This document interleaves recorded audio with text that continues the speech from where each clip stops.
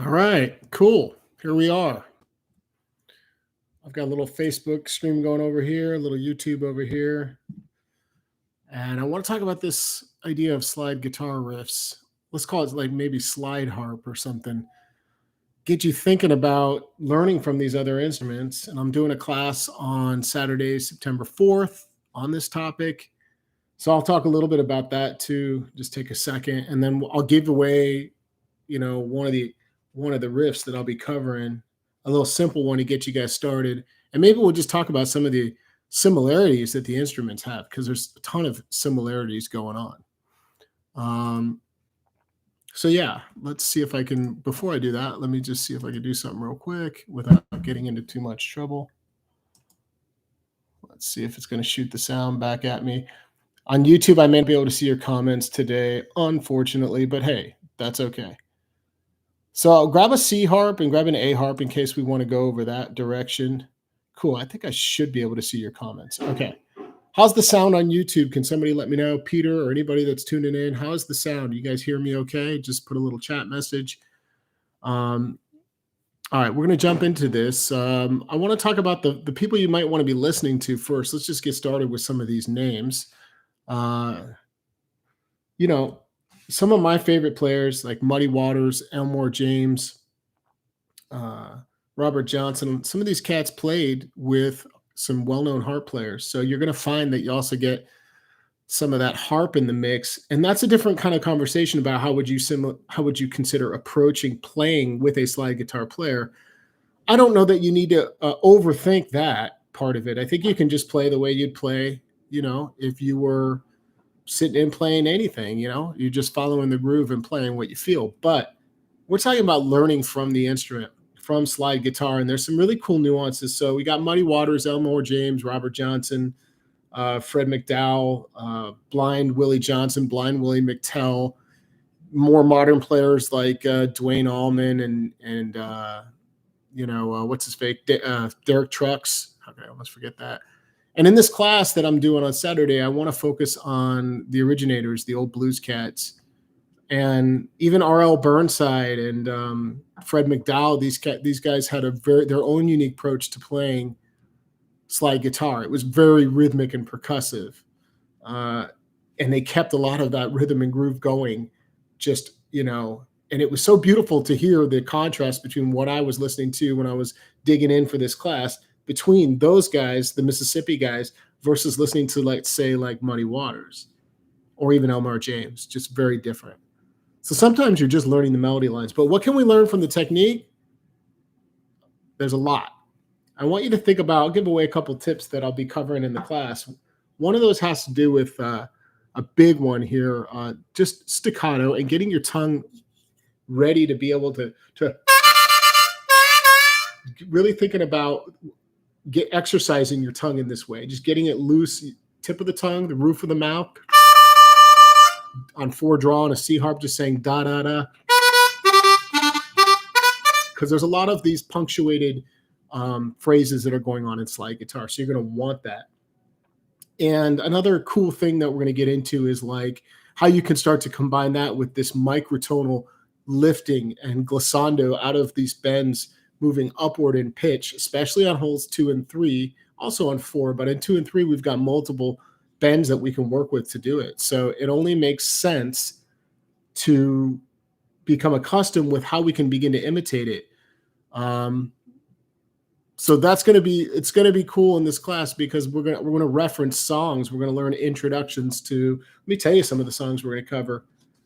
And I have the link in the video description, I believe, on YouTube. Let me look.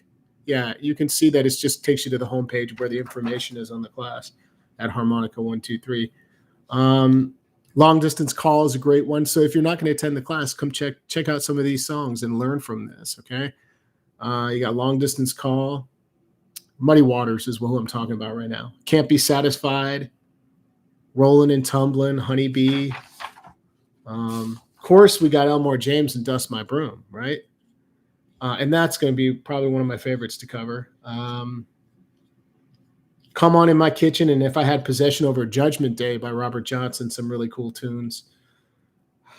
What else? We're gonna listen to stuff like "Baby Please Don't Go," which was covered by a lot of the great country blues guys, but I'm listening to Fred McDowell's version, and a couple others. "Going Down South" by R.L. Burnside and "Wish I Was in Heaven Sitting Down" that somebody threw as a possible song to dig into for class. So these are some titles and some names of artists that I'd be digging into.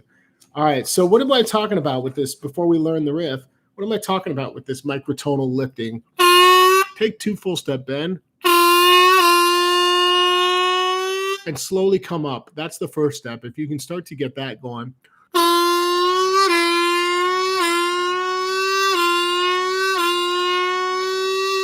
Do that on 3, pulling from like 3 draw full step bend. We're also going to talk about a really unique vibrato that I don't talk about much, the tongue vibrato. And it's a really cool effect. Sounds like this. Because they use that technique on slide guitar. You're getting a lot of this tremolo-like effect. It's really vibrato, I guess. Vibrato happening. And it's a very specific sound. And it's a very similar sound to what I'm creating with this tongue vibrato. You can also consider trying to work on combining, which we'll do a little bit in class, the sort of lifting of these bends that I'm talking about when you slowly drop the tongue and start to bring in the staccato with the tongue over those microtonal lifts. And that'll be cool because what you're getting is the equivalent to that Muddy Waters, where he's moving up the neck. We don't need to move left and right to produce these sounds. We can do it on one hole. But he's taking his hand like going ba, ba, ba, ba, ba, ba, ba, ba, ba, and moving up, hitting these cool, I don't know, I don't have a term that would fit that well. But if you've listened to Muddy long enough, you probably know what I'm talking about. So what's the riff we're going to listen to? Let's check out Can't Be Satisfied. I think I have a little version of that pulled up. So let me just play a little piece of that, the intro. I'm sure I'll get flagged for this on YouTube. I mean, right there, you're learning these cool little melodies that are common in slide guitar. Here's another tip. If you think it's slide guitar, think a lot of draw notes. We already know that for second position, but especially for slide guitar, they tend to land on these draw notes and bends that are happening around 4, 3 half step bend, 4 bend, 2 draw. And that's what's going on in this riff. You're going to find that riff lifting from 4 bend up. On the C harp in the key of G, 3 draw, half step bend is the next note, 2 draw. And so what you can do is you start to get this feel for like, ba, ba, ba. There's where the tongue comes in handy to really separate these notes. You got to learn how to staccato bends as well, not just the draw notes, like clean 2 draw, but like taking a 3 draw half step and having a moment where you make sure you can really articulate and repeat that note. Maybe now start to lift it from the note below. Now you're getting into more of that, the feel and sound of slide guitar. And we'll be also discussing the use of dirty notes in slide guitar. Everything's real fuzzy and dirty, a lot of it. Sometimes they punctuate and articulate these clean notes, boop, boop, boop, real clean. But often it's this fuzz and this kind of interaction of bringing in another note, kind of like the dirty notes on a harp. So if you play around with that, going to 2 draw, 4 draw, again, if you can bend, you'll be lifting from that 4 bend up to the 4 draw, 3 draw, half step bend, and 2 draw. This is a great focal point for actually a lot of slide guitar songs.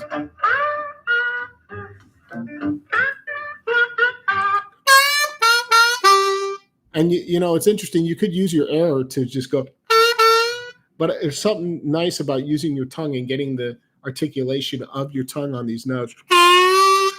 So if you think about the combination of that, I didn't demonstrate it. Let me just demonstrate that sort of staccatoed. This is a pretty harsh sound in a way, but you're staccatoing the lift of these bends. And again, on a guitar neck, that would look like moving up the fret. But on a harmonica, you don't need to do that. Usually it's moving upward. So you'll want to start on a bend that's about full step down on the 2 or the 3, or even from the half step on the 4. You could probably play with those micro bends.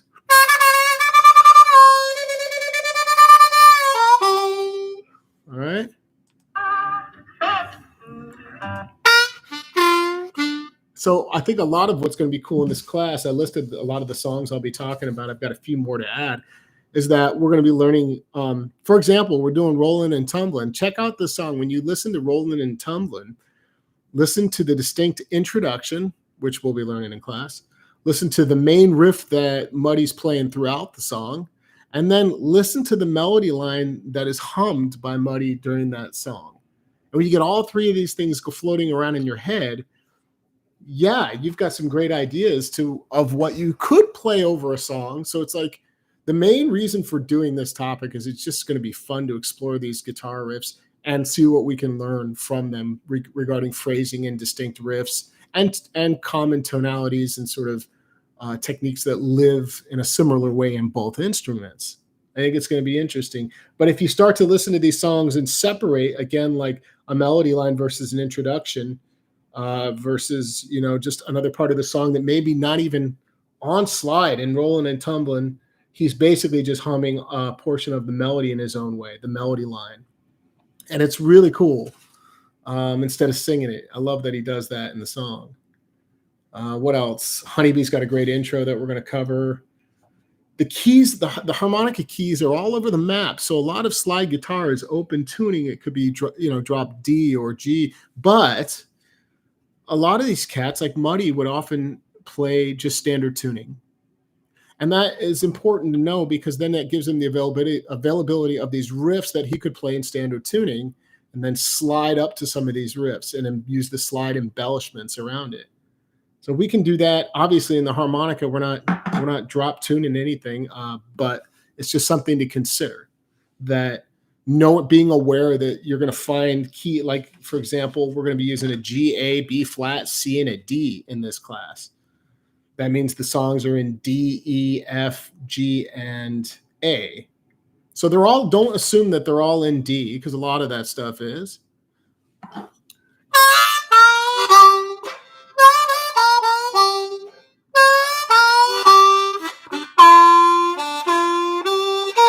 So once you get part of the melody line of a slide guitar riff, then it's time to work on what are the other embellishments, like the vibrato, like the dirty notes, like the sort of micro-tonal lifting that would give you more of that sound that you crave that sounds like.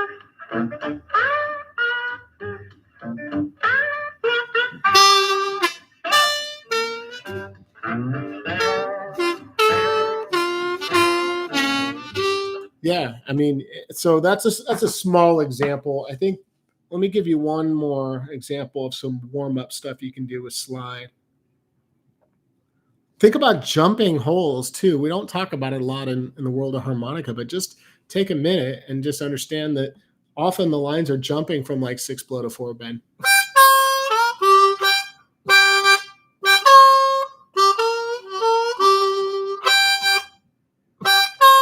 That's me playing 3/6 blow, but same thing, 6 blow to 4 bend. Just practicing that jump and make sure you can land on it. Muddy's doing a lot of lines that center around that area, or even just lifting that 4.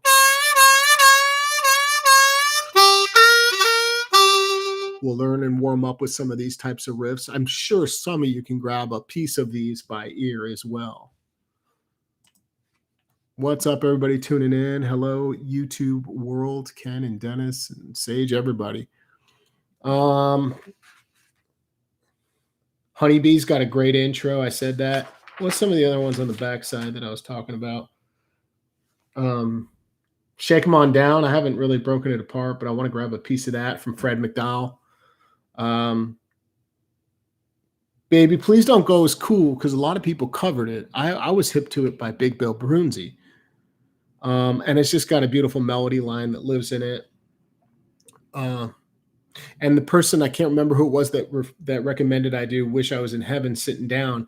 That R.L. Burnside song has got just a really cool intro. It's the perfect one, so I think I am going to bring it into the class. You never know. You should make a recommendation if you're ever planning on attending a class that you would love to see something. I had some other folks that chimed in about Dwayne Allman and Derek Trucks, and my line of thinking was, I'm going too big. I'm not going to be able to cover everything, so let's stick with the originators and these the blues godfathers, so to speak, these guys who wrote the book and kind of in the context of blues, they were some of the first guys in the early 20s, I guess, playing this approach of slide guitar, open tuning, and standard tuning.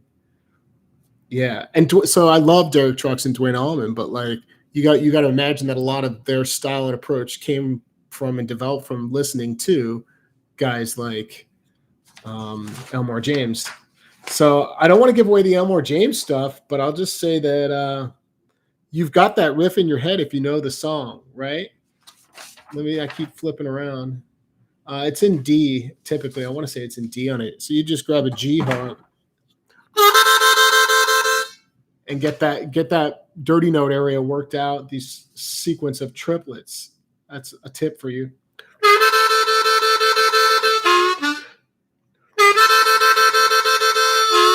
I think these riffs are perfect to translate to harmonica because they force you again around almost every time on all draw notes.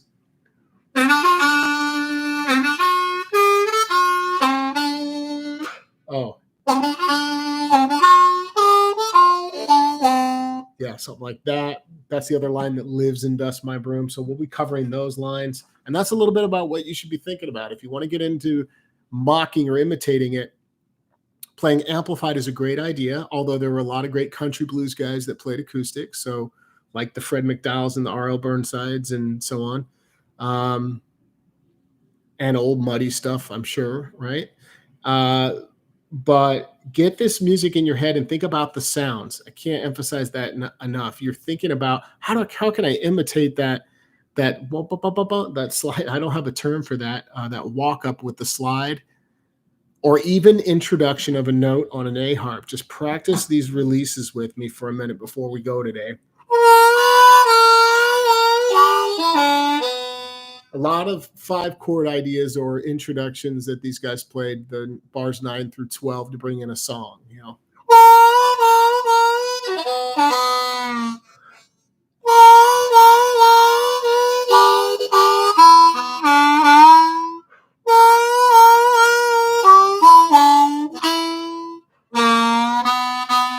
I'm making this up, but it's an example of like an all draw note, 5-4-1 or bars 9 through 12 sort of introduction there.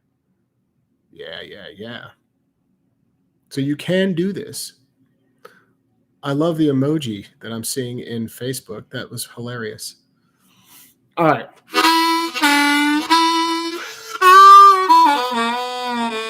So if you're going to take this class, check the video description in YouTube or on Facebook. You check the video description for that link to the class. It'll just take you to my homepage there where you can get there. Think about listening to the songs. I'm going to send out an email probably Monday or Tuesday. Probably Tuesday. I don't know yet, but I'm going to send out an email soon.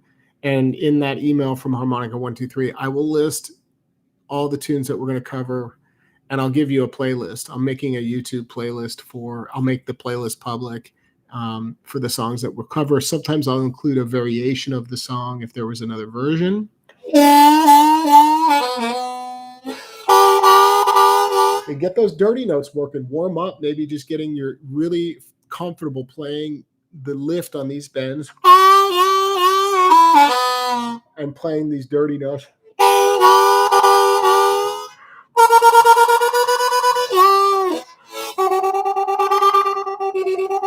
Almost sounds like some sort of echo thing coming back, but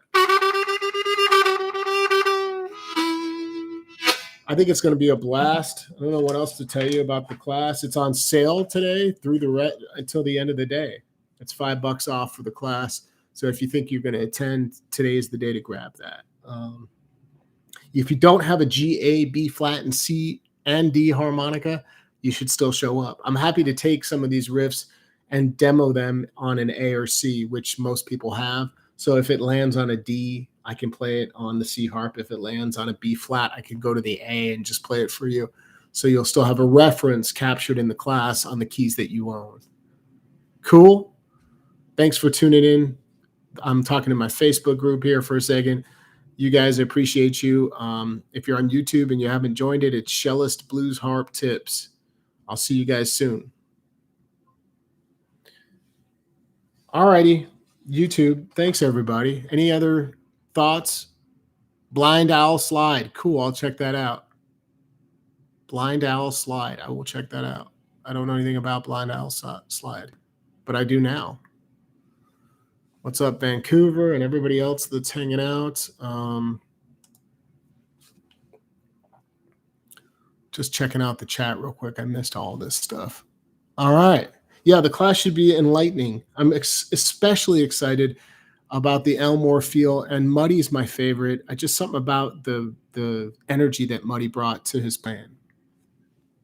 It just really thrilled me listening to that stuff, man.